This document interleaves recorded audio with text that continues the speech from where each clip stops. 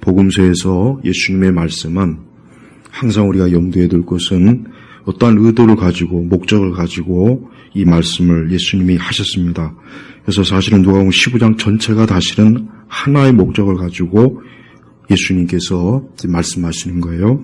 그래서 15장 1절에 보면 세리들과 죄인들이 모두 예수께 드리려고 가까이 오고 있었다 하면서 2절에 뭐냐면 그러자 바리새인들과 서기관들이 불평에 말하기를 자, 세리들과 죄인들은 말 그대로 어느 시대나 마찬가지겠지만 어느 시대나 고귀한 특권층이 있고 또 맨 밑바닥층이 있어요. 어느 시대나 마찬가지예요. 예를 들면 우리 시대도 우리나라는 너무 지나치게 과도한 민주주의예요. 이건 잘못된 거예요. 예를 들면 영국은 철저하게 이 계급사회입니다. 언어만 벌써 딱 들어도 이 사람이 어느 계층이구나, 노동자 계층이구나, 아니면 상류층이구나 금방 알 수 있어요. 그렇다고 해서 그 나라가 여러 가지 우리보다 못합니까? 그렇지 않아요. 인간은 철저하게 애초부터 계급적으로, 물론 이 말을 싫어하는 사람이 많이 있겠지만 어쩔 수 없어요. 어쩔 수 없는 거예요. 하나님께서 사람을 지으실 때 하나님의 형상으로 지었고 또 하나님의 귀한 은혜와 사랑으로 하나님께서 피조물로 하나님 우리를 지으셨지만 그러나 각 사람의 그 모든 것들은 하나님께서 하나님의 섭리 가운데 다 적절하게 그 재능과 능력과 그 모든 걸 부여하신 거예요. 근데 그거를 과도하게 평등화시키면은 그건 잘못된 거예요. 그래서 우리 그리스도인들은 어느 시대나 우리 그리스도인들이 생각할 때 인간은 어쩔 수 없이 어느 시대나 어떤 상황이든 어느 정도의 차이가 있고 어느 정도의 좀 서로 다른 점이 있다는 걸 알아야 돼요. 그러나 그렇다고 해서 우리가 어떤 우리보다 못하다, 이 사람은 가난해, 이 사람은 죄인이야, 이 사람은 좀 질이 안 좋아, 우리가 어떤 그런 편견을 가지고 또 그런 생각을 가지고 그 사람들을 적대시하거나 싫어하거나 미워하는 것은 이것은 하나님의 뜻이 분명히 아닙니다. 그런데 이 15장에 보면은 사실 1절부터 계속 보면 알겠지만은 이 바리새인들과 서기관들은 지금 예수님에 대해서 뭘 불평하냐면 예수님이 자기들과 같은 고귀한 신분, 고귀한 귀족, 종교적 지도자, 그 당시 당대의 상류층, 지배자, 좀 자기들하고 어울리면서 자기들하고 같이 먹고 마시고 해야 되는데 세리들과 죄인들, 그 당시 유대 사회에서 가장 밑바닥, 아주 정말 어떻게 보면 지나가는 개보다 못하다고 여길 정도의 이런 사람들하고 같이 함께 하니까 불평하잖아요. 이 사람이 죄인들을 영접하고 그들과 함께 먹는다. 그러니까 벌써 15장 1절부터 이제 15장 전체의 내용이 예수님이 어떤 의도로 이제는 이 말씀이 하나하나 전개되는지 알 수 있어요. 자, 우리는 하나님께서 인간에 대한 하나님의 무한한 사랑을 우리가 염두에 둬야 돼요. 무한한 사랑. 그 무한이라고 하는 것은 우리가 사실 명확하게 그 말 뜻이나 그게 뭘 의미하는지는 알지만 그러나 그걸 우리 사람은 이해할 수는 없습니다. 하지만 우리는 하나님께서 무한한 사랑으로 어떻게 우리 자신, 오늘 이 바리새인들은 자기들은 세리들과 죄인보다 낫다는 거예요. 자기들은 낫다. 질적으로 자기들은 월등하다. 그러니까 자기들 같은 그런 존귀하고 아주 고귀한 신분의 사람들은 항상 대우받고 늘 높은 자리에서 늘 사람들을 지배하고 뭔가 그런 의식이 강해요. 그런데 예수님이 자기들과 같은 사람을 좀 우대하고 자기들과 함께 어울려야 되는데 세리들과 죄인들하고 어울리니까 대번에 불평하고 뭔가 이 예수님이 이상한 사람, 잘못된 사람, 뭔가 문제가 있는 사람, 이제 그렇게 얘기한 거예요. 자, 누가복음 15장 이제 11절부터 보면은 자, 여기서 이제 그 유명한 흔히 보통 얘기하는 이제 탕자에 대한 하나님의 말씀이 나와요. 그런데 이 말씀도 예수님께서 의도한 게 있어요. 뭐냐면 뭐라요? 11절에 예수께서 말씀하셨다. 어떤 사람에게 두 아들이 있었는데, 두 아들, 형제가 있어요. 그래서 작은 아들이 있고 큰 아들이 있어요. 그럼 여기서 작은 아들이 누구였습니까? 바로 세리와 그 다음에 죄인들을 얘기하는 거예요. 그 다음에 큰 아들은 누굴 얘기하는 걸까요? 바리새인들과 서기관을 얘기하는 거예요. 예수님께서 이 탕자에 관한 말씀을 하시는 의도는 이 바리새인들과 서기관들에게 하나님의 어떠한 분이신가를 좀 알려주려고, 그리고 너희들도 좀 이러한 하나님의 이런 모습을 좀 닮아라. 이러한 모습을 가지고 너희가 유대 사회의 종교 지도자가 되어라.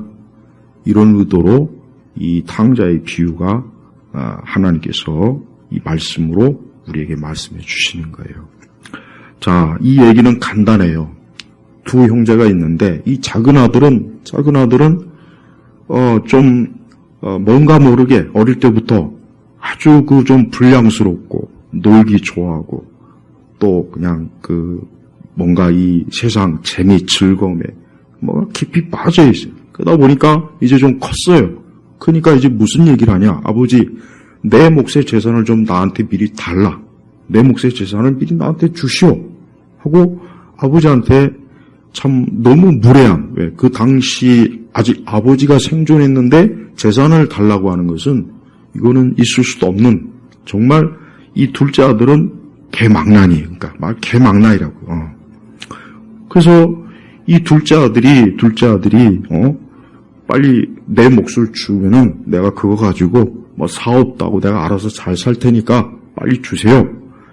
자, 그래서 이제 아버지는 그 둘째 아들의 요구를 들어줬어요.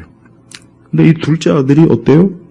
그 둘째 아들이 그 재산을 가지고 정말 그 재산을 더 자기가 사업을 잘하든지 투자를 잘하든지 해서 뭐 그걸 더 몇 배나 불리고 더 뭐 그랬으면은 좋을 텐데 그게 아니라 뭐라 했습니까? 13절에 보면은 거기에서 방탕하게 살면서 자기 재산을 낭비하였다. 14절에 그가 모든 것을 탕진히 버렸을 때 이 둘째 아들은 아버지한테 물려받은 자기 몫의 재산을 가지고 그걸 가지고 어때요?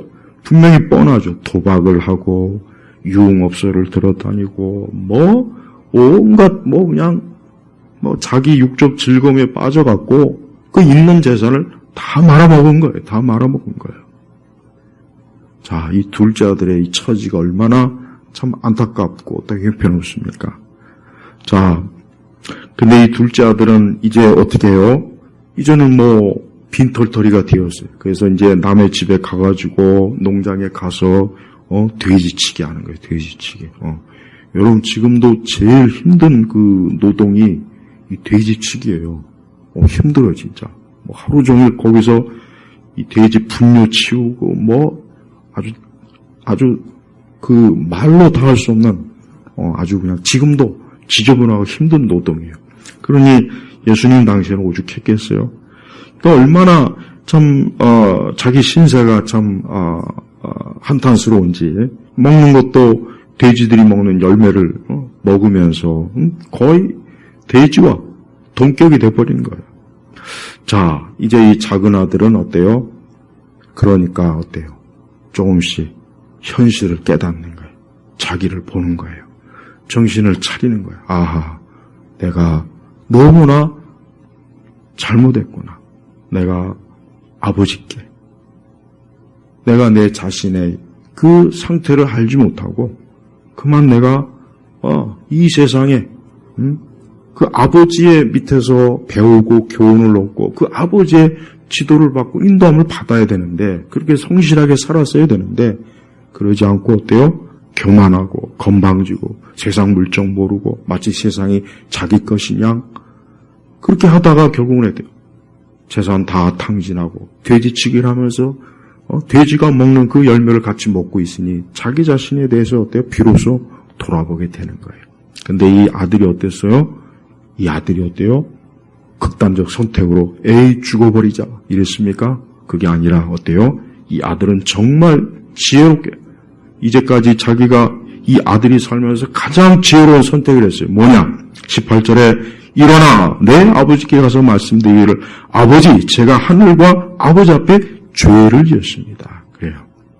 이 둘째 아들이 이제까지 살면서 가장 지혜롭게 잘한 게 바로 이거예요. 그 아버지한테 가서 제가 하늘과 아버지 앞에 죄를 지었습니다. 회개와 뉘우침으로 그게 아버지 앞에 간 거예요. 가장 잘한 거예요. 가장. 근데 이 아버지가 이 아들에 대해서 어떤 반응을 나타냈겠어요? 20절에 보니까 그가 일어나서 자기 아버지에게 갔는데 아직도 거리가 멀었을 때 아버지가 그를 보고 불쌍히 여겨 달려가 그의 몫을 껴안고 그에게 입을 맞추었다. 이 아버지가 이 둘째 아들에 대해서 너무나 큰 사랑으로 어때요? 이 둘째 아들을 반긴 거예요. 기꺼이 다시 받아주고 용서하고 이 아들을 위해서 큰 잔치까지도 다시 또 옷도 좋은 옷으로 갈아입히고 손에 반지도 끼우고 그 이전에 그 아들의 지위를 다시 회복시켜 준 거라고요. 근데 여기서 이제 우리가 알아야 될 게 있어요. 우리는 이러한 얘기를 이 성경에서 읽거나 들으면은 그렇구나. 참 하나님의 사랑이 많구나. 참 그렇게 생각하겠지만 이 말씀을 예수님의 이 말씀을 처음 들은 유대인들은 이거는 그 사람들은 도저히 이해가 안 되는 거예요. 이건 있을 수 없는 거예요. 이런 아버지는 없다. 이런 아버지는 절대 없다. 절대 없다. 그런 아버지 본 적도 없고 들은 적도 없다. 이제 처음 듣는 거예요. 예수님한테. 우리가 여기서 잘 알아야 돼요. 이 예수님의 이 탕자의 비유에 관한 말씀을 들었을 때 그 처음 예수님의 말씀을 들은 회중들은 유대인들은 이런 아버지는 없다 이거예요. 아니 죽지도 않았는데 아들이 재산을 달라고 하는데 주는 아버지도 없고 또 그 가지고 나간 재산을 그냥 유흥하고 그냥 탕진하고 도박으로 완전히 말아먹었는데 그런 아들을 또 아무 조건도 없이 또 받아주는 아버지가 없는 거예요. 없는 거예요. 없는 거. 그러니까 유대인들이 처음 이 말씀을 들었을 때 아마 전부 다 충격이었을 거예요. 야, 그런 아버지가 세상에 어딨냐. 그런 아버지는 이제까지 들어본 적도 없고 본 적도 없고 그건 있을 수도 없는 얘기다. 저런 둘째를 어떻게 저건 절대 집안의 수치요, 가문의 수치요. 저런 건 들어오지도 못하게 하고 아예 그냥 호적에서 말소를 해버려야지. 하고 아마 굉장히 충격을 받았을 거라고요. 여기에서 우리가 예수님께서 유대인들이 사실은 어때요? 이 서기관들과 바리새인들은 하나님에 대해서 늘 이런 식으로 어때요? 이런 식으로만 자기 백성을 교훈하고 가르친 거예요.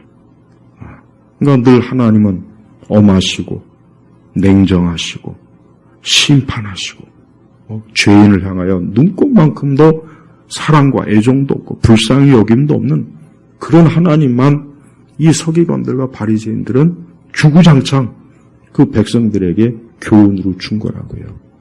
그러니까 그 서기관들과 바리새인들도 똑같이 자기들이 그 백성들에게 하나님을 올바로 인식시켜야 되는데 하나님이 어떠한 분이신지 무엇보다도 하나님은 어때요? 자기 백성을 사랑하고 긍휼히 여기고 용서하시는 분이에요. 우리가 구약성경을 읽어보면 우리가 알아요. 구약성경 읽어보면 창세기부터 쭉 말라기까지 읽어보면 하나님은요 자기 백성에 대한 사랑이 얼마나 큰지 몰라요. 호세아서 한번 읽어보세요. 그렇게 자기 백성들이 말로 닿을 수 없이 폐역하다 못해 아주 하나님 앞에서 노골적으로 우상을 숭배하고 율법을 벗어나고 고의적으로 하나님 앞에 죄짓고 범죄하고 무수한 악을 행한다고요. 그런데도 하나님은 어때요? 이스라엘 백성들을 버리시거나 내 백성이 아니라고 끊어버리거나 저들과 단절하지 않고 끝까지 어때요? 자기 백성으로서 하나님께서 안아주시는 거예요. 바로 이 둘째 아들, 아버지가 이 둘째 아들을 대하듯 이스라엘 백성들을 대해준 거예요. 이게 바로 하나님이에요. 그러니까 하나님이 이스라엘 백성들에게 어떻게 비춰졌겠는가. 그런데 이 서기관들과 바리새인들은 하나님의 그런 궁율과 사랑과 용서와 은혜의 하나님을 이스라엘 백성들에게 알려주지 않고 오직 어때요? 심판과 불로 엄하고 냉정한 하나님으로만 하나님을 소개했다는 거예요. 그러니까 이 서기관들과 바리새인들조차도 어때요? 하나님을 잘못 아는 거예요. 잘못 아는 거라고. 저 뒤에 보면은 큰아들이 이러한 아버지에 대해서 굉장히 못마땅해요. 자기 그 둘째도 못마땅하지만 아버지가 더 못마땅한 거. 왜? 자기는 아버지 밑에서 장남으로서 성실하게, 충성되게, 정말 이제까지 사고 한번 안 치고 성실하게 했는데, 나한테는 아버지가 해준 게 뭐가 있냐? 너무 서운한 거예요. 그래서 아버지 한 게 너무 못마땅한 거예요. 이게 바로 뭐예요? 이게 바로 서기관들과 바리새인들이에요. 자기 의에 충만한 거예요. 그러니까 이 큰아들은 자기는 아버지한테 너무나 잘했다. 너무나 잘했는데 아버지가 나한테 대접을 안 해준다. 해가지고 서운해하는 거예요. 이건 뭘 얘기하는 거예요? 이거는 그 당시에 유대 지도자들이 어때요? 자기의 의에 사로잡혀가지고 우리가 이렇게 하나님을 힘써 율법대로 공경하는데 우린 이 정도면 하나님 앞에 너무 잘하는 거 아니냐? 그런데 저 죄인들, 저 창녀들, 저 도박꾼들, 저 술꾼들, 저 우상들, 저런 쓰레기들, 저런 쓰레기들은 그냥 빨리 지옥불에 넣어야겠다. 경멸적으로 보내, 경멸. 바로 예수님께서 그 모습에 대해서 너희가 그러면 안 된다. 너희가 그러면 안 된다. 너희가 백성의 지도자로서 어때요? 이런 세리들과 죄인들을 불쌍히 여기는 마음, 사랑의 마음, 긍휼의 마음으로 너희가 품어줘야지. 저들은 죄인이니까, 저들은 하나님의 뜻을 벗어나니까 빨리 지옥에 쳐넣어야 될 인간들, 저것들은 절대 성전 가까이 와서도 안 되고 또 우리와는 상종해서도 안 될 아주 불결한 불가촉 천민으로 그렇게 경멸순으로 항상 바라보는 거예요. 그러니 저 세리들과 죄인들이 당대에 어떻게 했어요? 어디 성전 가까이나 가겠어요? 어디 제대로 하나님 말씀이나 배우겠어요? 듣겠어요? 못했을 거 아니에요. 우리 예수님은 오늘 하나님 아버지가 얼마나 무한한 사랑으로 죄인들을 사랑하는지에 대한 그것을 교훈으로 주시기 위해서 이 탕자에 관한 말씀, 이 두 형제를 빗대서 오늘 이 말씀을 그 당대의 유대인들 또 특히 서기관들하고 바리새인 들으라고 이 말씀을 증거한 거예요. 우리는 이 말씀을 본문으로 우리는 몇 가지 중요한 교훈을 얻어요. 첫째는 우리 자신도 우리는 어떠한 위치에 있는가 알아야 돼요. 우리는 우리 자신도 모르게 나는 그래도 탕자는 아니지. 나는 그래도 세리는 아니지. 나는 그래도 죄인은 아니지. 근데 여러분 인간은요 이 본성적으로 이런 게 있어요. 남보다 조금만 우월하면, 특히 도덕적, 윤리적으로 조금만 우월하면은 거기에 굉장히 우월의식을 가져요. 이게 인간의 본성이에요. 본성이라고. 틀림없는 본성이에요. 그래서 좀 그렇지 못한 사람에 대한 경멸이 있어요. 경멸. 저것들 저 따위로 살아. 저런 쓰레기들, 저것들은 인간 말종들이야. 저런 인간들은 세금이 아까워. 이게 사람의 본성입니다. 근데 그리스도인들은 그러면 안 돼요. 그리스도인들은 우리 자신이 바로 어때요? 우리 자신이 죄인이에요.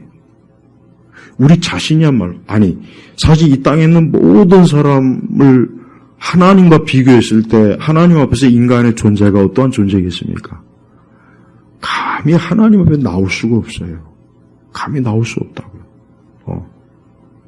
감히 하나님 앞에, 사실 이 서기관들과 바리새인들조차도 하나님 앞에 직접적으로 못 나가요.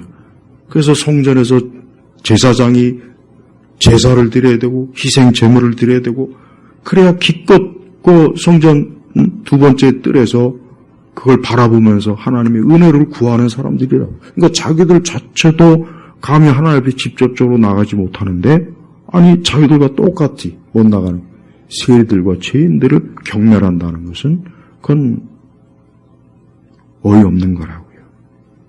우리 그리스도인들은 무엇보다도 우리 스스로가 마땅히 경멸받아 마땅한 천한 죄인이라는 사실을 깊이 인식해야 돼요. 만약에 이게 없다면 우리는 그리스도의 은혜를 그만큼 모르는 거예요. 우리가 죄의 깊이를 아는 만큼 하나님의 은혜를 알게 되어 있습니다. 이건 틀림없는 사실이에요. 그래서 많이 사함받은 사람이 하나님의 사랑을 많이 깨닫는다고 예수님이 말씀하셨잖아요. 향유 옥합을 깨트린 그 여인은 어때요? 자기의 가장 귀중한 걸 예수님 머리에 부었어요. 근데 그걸 주변에서 보고 그걸 막 주변에서 난리를 쳐요. 그 아까운 걸 어떻게 그렇게 부냐고. 저들은 아깝다고 생각했어요. 여러분, 예수님과 향유가 어느 게 더 존귀합니까? 예수님이 더 존귀하죠. 예수님이 더 존귀한 거예요. 그 여인으로서는 이간놈의 향유,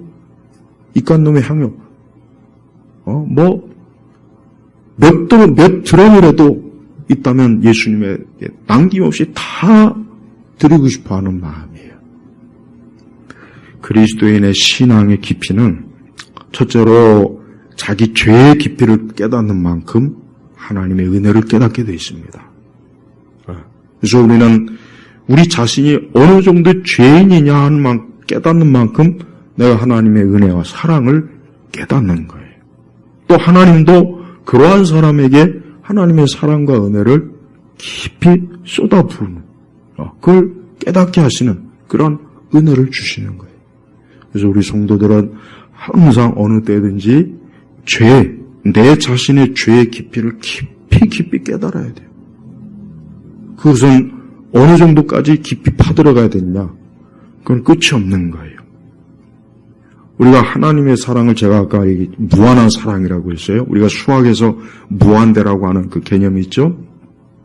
하나님의 사랑을 무한해요. 예, 하나님의 사랑은 우리가 도대체 어느 정도까지가 하나님의 사랑인지 모릅니다. 어떤 신학자도 그것을 밝혀낸 신학자가 없고 앞으로도 없을 거예요. 반대로 그러면 우리의 죄는 어떨까? 우리의 죄도 무한대예요. 그걸 알아야 돼요. 사람들은 일반적으로 나는 요 정도의 죄만 있어. 나는 요 정도의 죄만 좀 짓고 살아. 난 이게 좀 죄. 내가 좀 하나님 앞에 자주 짓는 죄야. 나는 그냥 요 정도만. 나는 이게 죄야. 딱 거의 다 그렇게 생각합니다. 하지만 그건 틀린 생각이에요. 인간의 죄는 무한대예요. 무한대라고. 하나님의 사랑도 무한대예요. 그건 그 하나님의 사랑을 무한한 하나님의 사랑으로 무한한 인간의 죄를 어떻게 해요? 하나님이 덮어준 거예요. 누구를 통해서요? 예수 그리스도의 십자가를 통해서 덮어준 거라고요. 그래서 우리 그리스도인들은 나 자신이 무한한 죄성을 가지고 어떤 죄도 꺼리낌 없이 마음껏 질 수 있는 나라는 사실을 먼저 인식하지 않으면은 하나님의 무한한 십자가의 사랑은 아직도 잘 모릅니다. 그래서 우리는 그 유명한 그 존 뉴턴, 영국의 그 노예 상인이었잖아요. 그가 나 같은 죄인 살리신 그 찬송가 작시를 했을 때 그가 얼마나 깊이 자신의 죄를 통감하고 깨닫고 그러면서 놀랍다. 나 같은 죄인을 어떻게 하나님의 사랑으로 덮으셨는가, 사랑하셨는가, 나를 건지셨는가 하는 감동이에요, 감동. 우리는 기독교 신앙이라고 하는 것은 조금 더 자기를 자랑하거나 드러나거나 자부심을 가질 게 정말 하나도 없습니다. 오늘 믿은 사람이나 50년 믿은 사람이나 똑같은 거예요. 그래서 우리 그리스도인들은 항상 어때요? 하나님의 무한한 사랑을 깨달아야 돼요. 이 무한한 사랑을 자꾸 깨닫고 또 깨달아야 하나님의 그 십자가의 사랑이 얼마나 대단한지를 조금 알 수 있어요. 조금. 그리고 이 땅에는 이 작은 아들과 같은 수많은, 우리는 불신자들을 어떻게 봐야 됩니까? 불신자들. 하나님 믿지 않는 자들을 어떻게 봐야 될까요? 이 작은 아들이에요. 작은 아들. 이 작은 아들이 아버지의 재산을, 자기 몫의 재산을 가지고 13절에 보니까 먼 지방으로 떠났다 그랬죠. 먼 지방으로 떠나. 이건 뭡니까? 하나님의 임재와 통치를 떠난 거예요. 마치 아담과 하와가 선악과를 따먹고 어떻게 됐습니까? 하나님의 임재와 통치에서 벗어났잖아요. 이탈됐잖아요. 이제 더 이상 하나님을 가까이 할 수가 없어요. 그 신분을 가지고. 그러니까 이 둘째 아들은 어때요? 하나님을 떠난 모든 하나님 믿지 않는 모든 사람을 대표하는 거예요. 모든 사람을 대표하는 거예요. 근데 하나님을 떠나니까 좋은 그 길이 그 인생 앞에 펼쳐졌습니까? 아닙니다. 뭐라 했습니까? 거기에서 방탕하게 살면서 자기 재산을 낭비하였다. 그가 모든 것을 탕진해 버렸을 때 그 지방에 큰 흉년이 들어. 거기다가 또 그 지방까지 또 흉년이 들었네. 하나님을 떠난, 하나님에게 여전히 하나님을 가까이 하자는 모든 사람의 인생은 꼭 이렇게 돼요. 누가 됐든지, 빌 게이츠도 어쩔 수 없어요. 영국의 여왕도 어쩔 수 없어요.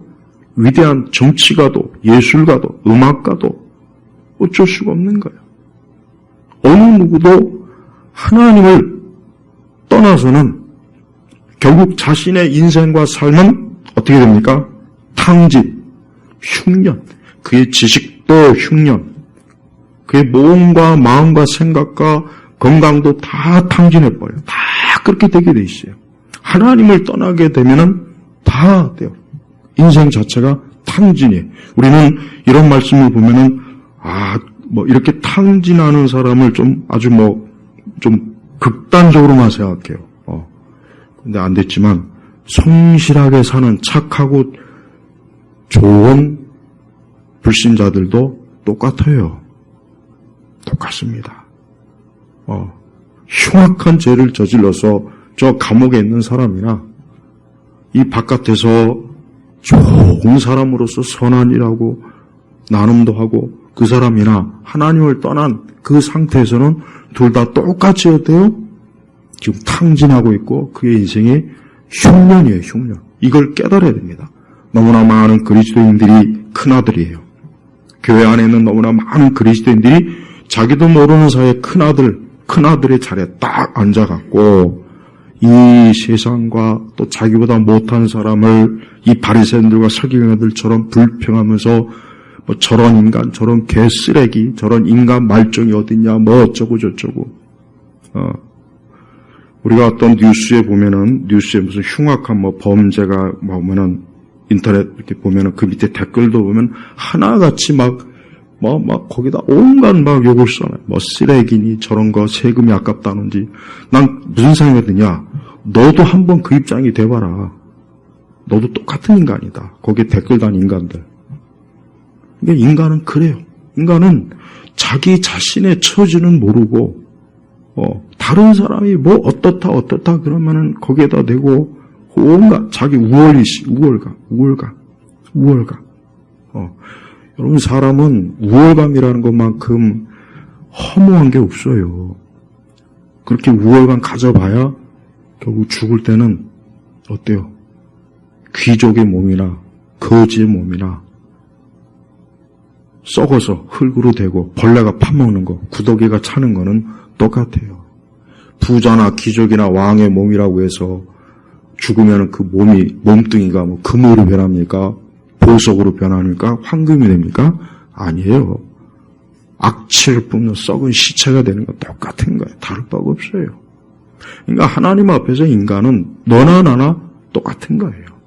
똑같은 거라고. 그러니까 정말 자신을 깨달은, 하나님 앞에 깨달은 사람은 항상 자기 자신을 어때요? 18절에 보니까 일어나 내 아버지께 가서 말씀드리기를 아버지 제가 하늘과 아버지 앞에 죄를 지었습니다. 우리 그리스도인들이 복음으로 우리가 예수님을 믿고 하나님의 자녀가 되었다고 해도 우리는 우리의 본래적 신분을 잊으면 안 됩니다. 그걸 잊는 순간 큰아들의 자리로 가는 거예요. 그걸 잊어버리는 순간 자기 원래 본래적인 자기의 그 신분이 어땠는지를 잊어버리는 그 순간 큰아들의 자리로 가가지고 아버지를 경멸하고 자기 둘째 아들을 경멸해버려요. 그게 바로 율법이에요. 그게 율법주의.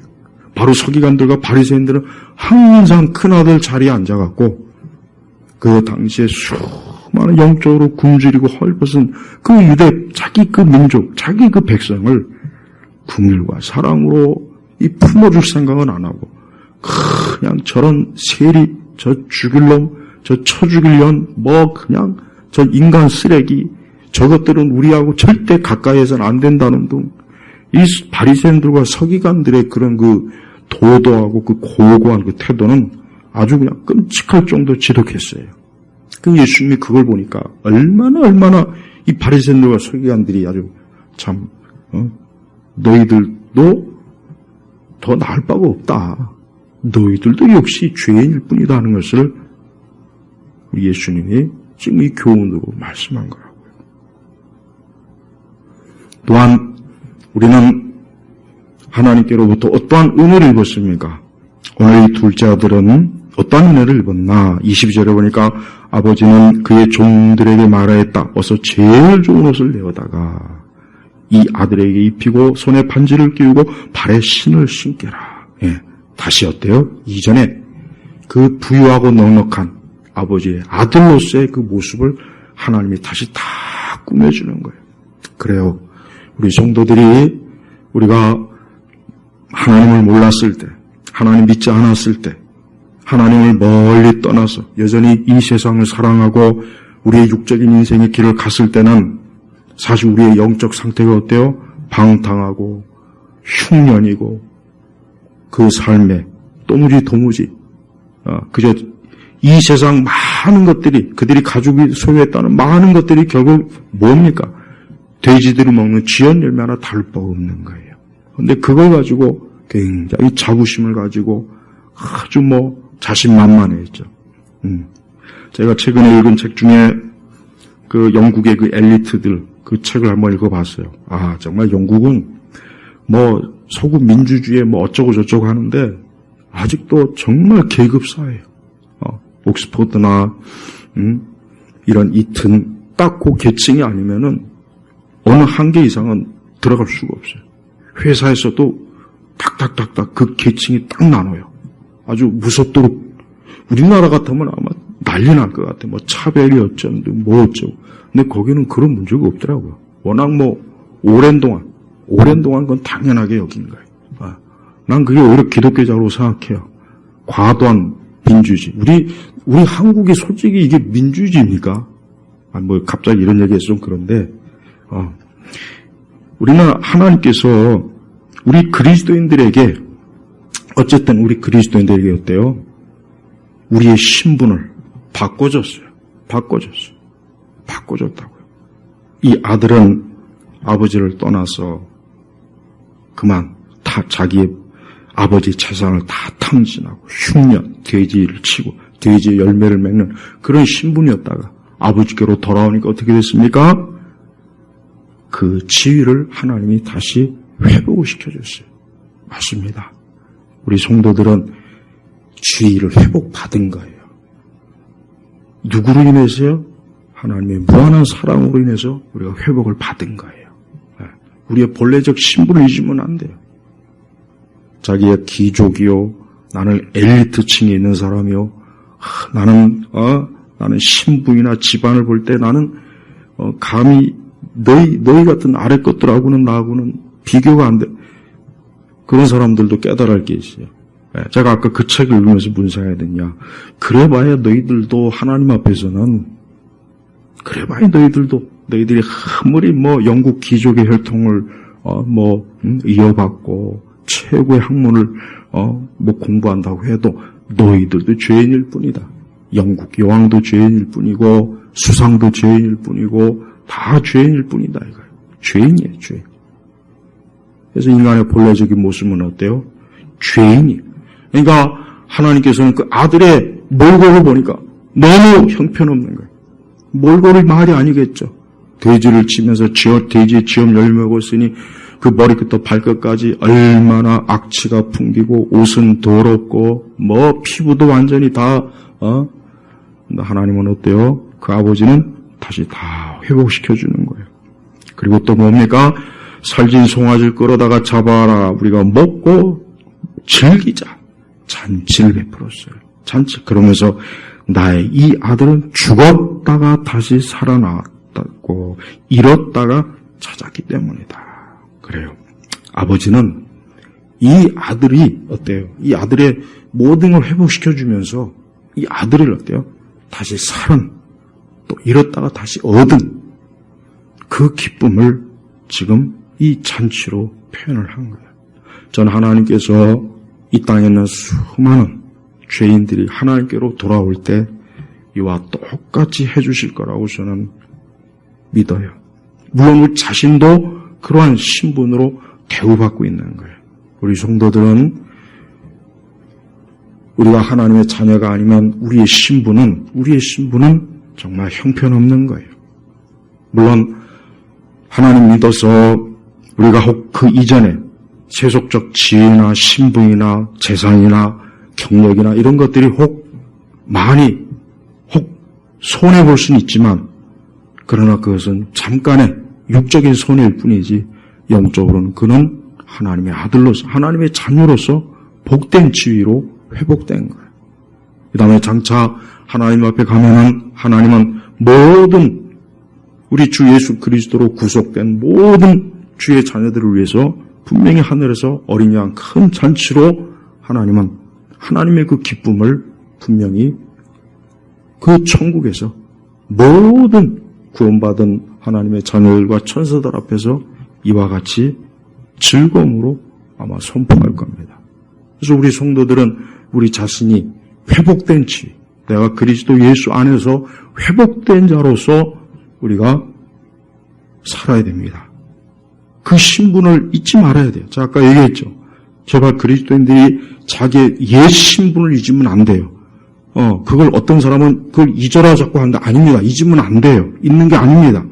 잊는 게 아니에요. 오히려 우리의 옛 신분을 알고 있으면서 내가 그 옛 신분이 내 타락한 본성과 죄를 사랑하고 악을 기뻐하고 세상을 사랑하고 마귀를 숨기고 하나님을 싫어하고 하나님을 경멸하고 하나님의 영적인 것들을 무시했던 그런 나의 옛 모습을 철저하게 인식하고 있어야 돼요. 그러고 난 다음에 어때요? 내 변화에 대한 신분에 대해서 감사한 마음을 가져야 되는 거예요. 이 둘째 아들이 바로 그런 마음을 가지고 있는 거예요. 이 둘째 아들이 어떤 생각을 하겠어요? 그가 아버지께로부터 환영받았고 하나님께 그 아버지가 다시 모든 걸 회복시켜줬어요. 그러나 이 아들의 마음, 둘째 아들의 마음속에 뭐가 있겠어요? 내가 아버지를 떠나 내가 방탕하게 어리석고 미련하게 산 그 때를 단 한 번도 잊지를 않았을 거라면 그러면서 항상 아버지의 그 사랑이 얼마나 큰지를 평생 알았을 거예요. 그러나 큰아들은 그런 적이 없어요. 큰아들은 그 이후에 이제 큰아들에 대한 본문은 제가 오늘 안 봤지만은, 오늘 안 읽었지만, 이 큰아들은 그 아버지에 대한 감사가 일치 없습니다. 한마디도 없어요. 마치 큰아들은 자기가 잘나가지고, 내가 이렇게 아버지한테 이만큼 하는 거다. 아버지 나한테 해준 게 뭐가 있냐? 아주 큰 소리 뻥뻥 치는 거예요. 그러니까 이 큰아들은 조금도 자기의 본래 신분이 뭔지를 몰라요. 그 아버지로 인해서 얻은 그 혜택과 신분이 얼마나 큰지를 모르고 그 마음에 동생이든 아버지든 그 사랑의 마음이 조금도 없고 경멸하는 마음만 가득한 거예요. 마치 바리새인들과 서기관들이 불평하여 말하기를 이 사람이 죄인들을 영접하고 그들과 함께 먹는다. 이 큰아들 말이 이 바리새인과 서기관들이 말하고 똑같잖아요. 똑같아요. 여기서 저는 많은 그리스도인들이 아까 제가 언급했지만 큰아들의 자리에 있는 그리스도인, 큰아들 자리에 있는 교회 안에 있는 신자들이 굉장히 많습니다. 엄청 많습니다. 이 사람들은 자기 자신의 의의를 어느 순간 자기의 어느 순간부터 하나님 아버지보다는 자기가 더 높은 자리에 앉아갖고 그 하나님의 사랑과 은혜와 긍휼이 얼마나 놀라운 것일지도 모르고 그냥 그 앞에서 자기의 의의를 계속 주장하는 그러한 참 어리석은 모습으로 그냥 있는 사람들이 상당히 많이 있어요. 그런 사람이 있다면 깨달아야 돼요. 그런 사람이 있다면 내가 이 큰아들 자리, 내가 이 장남의 자리에서 내가 뻔뻔스럽게 있었구나 하는 것을 깨닫고 하나님 앞에 회개해야 됩니다. 하나님은 오늘 이 말씀을 통해서 하나님의 그 무한하신 사랑을 우리에게 사실 보여주는 거예요. 아마도 이 예수님의 말씀을 처음 들었던 사람들은 참 저런 아버지가 있다면 정말 놀라운 일이다. 이거는 정말 저런 아버지는 상상도 할 수 없는 그런 아버지인데 그 마음에 다 그런 마음을 품을 거라고요. 우리 역시 마찬가지요. 우리는 하나님을 어떻게 알아야 됩니까? 우리 세대는 성령에 대한 그 과도한 집중, 또 잘못된 조금 부족한 그 예수 그리스도에 대해 너무 또 과도한 좀 복음에서 약간 좀 빗나간 그게 좀 있어요. 근데 진정한 복음은 하나님을 결국 아는 거예요. 결국 우리가 예수 그리스도를 믿어 하나님의 자녀가 되는 겁니다. 결국은 하나님의 자녀가 되는 거예요. 예수님의 자녀가 된다는 말 없어요. 성령의 자녀가 된다는 말 없어요. 하나님 아버지의 자녀가 되는 거예요. 결국 인간이 자기를 제대로 돌아본다면 하나님의 은혜와 사랑으로 자기 죄를 깨닫고 돌아보면은 결국 하나님 아버지가 딱 보이게 돼 있어요. 하나님 아버지를 딱 인식하게 돼 있고 하나님 아버지 앞에 그분 앞에 무릎을 꿇을 수밖에 없고 그분을 사랑할 수밖에 없고 그분을 높일 수밖에 없고 그분을 즐거워할 수밖에 없고 그분을 경배할 수밖에 없는 거예요. 이게 바로 이게 바로 우리 기독교 신앙이에요. 우리의 기독교 신앙이 많은 면에서 왜곡됐는데 무엇보다도 하나님에 대해서 잘못 알고 있는 건 필히 바로 잡아야 돼요. 그 중에 하나가 바로 뭡니까?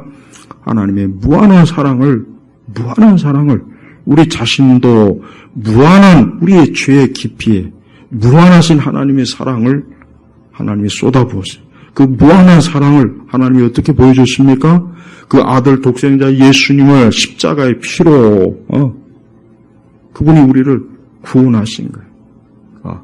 그분이 우리 죄에서 그 다음에 또 죄의 결과에서 우리를 구원하신 거예요. 우리는 구원받았을 때 두 가지를 항상 염두에 둬요. 첫째는 우리는 우리 죄에서 구원받은 거예요. 두 번째는 죄의 결과에서 구원받은 거예요. 이 두 가지 반드시 알고 있어야 돼요. 그래서 내가 어떻게 구원받았습니까? 라고 누가 물으면 첫째는 나는 내 죄 때문에 난 내 죄에서 구원받았습니다. 아담의 죄, 하나님께 범죄한 죄, 하나님을 떠난 죄, 하나님을 등돌린 죄에서 나는 구원받았습니다. 두 번째는 나는 그 죄의 결과에서, 죄의 결과가 뭐예요? 멸망이에요. 인간이 죄의 결과는 멸망입니다. 참혹합니다. 지옥입니다. 형벌입니다. 우리는 거기에서 구원받아 우리는 하나님의 자녀가 되어 하늘의 잔치를 하나님께로부터 베품받는 그런 놀라운 자리에 우리가 있게 된 거예요. 이게 바로 기독교입니다. 이 땅에는 수많은 정말 이 하나님을 믿지 않는 것만큼 인간에게 가장 정말 비참한 건 없어요. 하나님 믿지 않는 것만큼 가장 비참한 건 없어요. 제발 이걸 좀 깨달아야 돼요. 그러니 우상을 섬기는 사람들은 그렇다 쳐도 우상을 섬기는 건 진짜 말로 다 할 수 없이 끔찍한 거고, 우리 세대처럼 이렇게 종교에 거의 무관심한 세대가 참 지금 큰일인데, 그 중에서도 우리 기독교에 대해서 잘못 알고 기독교를 오해하고 기독교가 얼마나 자기에게 좋은 것인지도 모르면서 여기에 등을 돌린 세대들을 향해서 보면은 참 마음이 안타까워요. 왜? 결국 그들이 그렇게 계속 살다가 어떻게 됩니까? 결국은 탕진, 큰 흉년. 자기 앞날의 인생에 탕진과 흉년밖에 없어요. 예수님 안 믿는 사람의 인생은 누가 됐든지 탕진과 흉년이요. 딱 이 두 가지. 딱 두 가지입니다. 두 가지.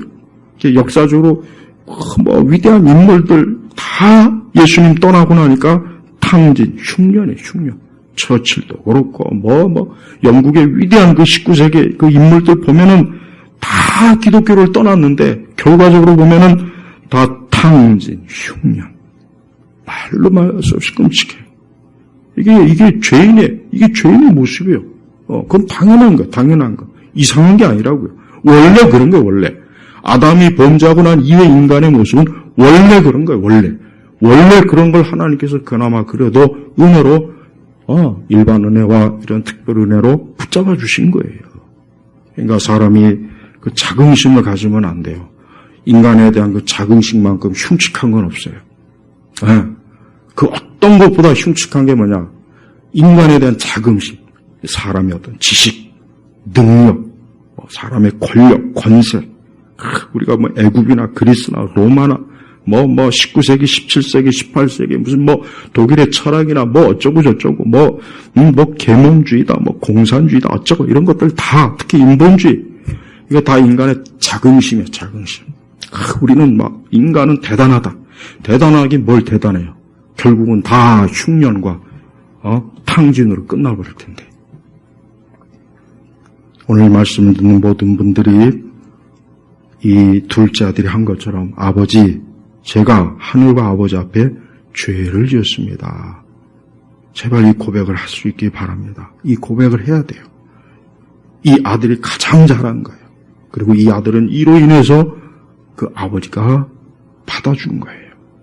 오늘 우리 예일교회 성도들 이 무한하신 하나님의 사랑, 거기에 무한하신 십자가의 사랑, 무한한 우리 죄인을 덮으셨다는 거, 이걸 꼭 믿고 그 하나님의 사랑에 깊이 빠지시길 주의 이름으로 축복합니다.